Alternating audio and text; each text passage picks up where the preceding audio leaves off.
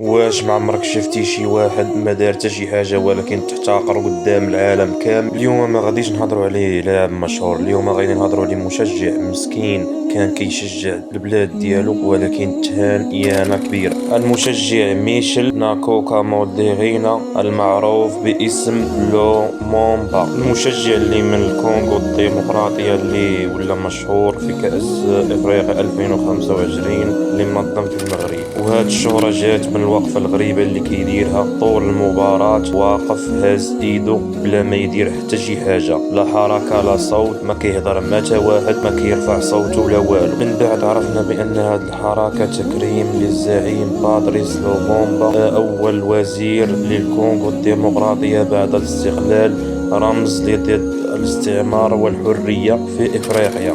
هاد الوقفة ماشي غير حركة دارها باش يدعم الفريق ديالو، هاد الوقفة رمز للحرية ضد الاستعمار، بلا صوت بلا حركة بلا والو اللي وقع في افريقيا. في الدور 16 في كأس افريقيا تواجهت الجزائر وكونغو الديمقراطية، وكانت الفرحة قريبة من فريقين بجو تا دقيقة 119 فاش سجل محمد عمورة الهدف القاتل اللي انهى المسيرة ديال الكونغو الديمقراطي في كأس افريقيا 2025. بعد ما كمل محمد عمورة الاحتفال بالهدف اللي سجله ضد الكونغو الديمقراطية، مشى المدرجات ودار حركة استفزازية بحيث انه قلد ذاك المشجع وطاح ودار حركة اللي غير اخلاقية اللي اعتبروها الناس إهانة كبيرة للمشجع الكونغو. الناس ما تفاجأتش من الحركة بوحدها، تفاجأت بالطريقة اللي دارت بها غير الأخلاقية. محمد عمورة دارها بعد هدف كبير كأنه كيلمح شي حاجة حنا ما عرفناهاش، ولكن حنا عارفين ان هاد الحركة كتعتبر إهانة. شخص ذو كرامة ما دار حتى شي حاجة وما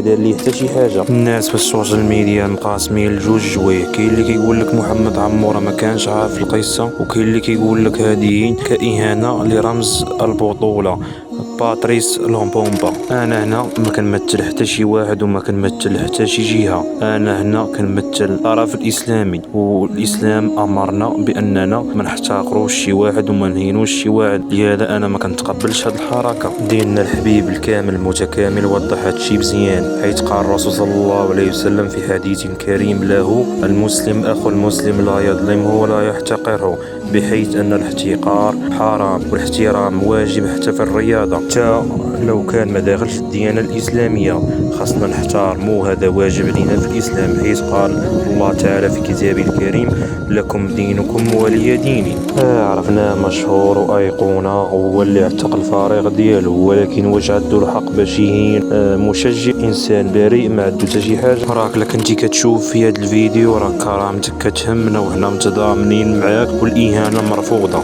هذه رساله ونصيحه للجميع، ما عمرك تحتقر شي واحد ضعيف، ولا سكتنا اليوم غدا تولي الاهانه شي حاجه عاديه. انا ما غاديش نسكت، وهذا الفيديو هو صوت ديالي.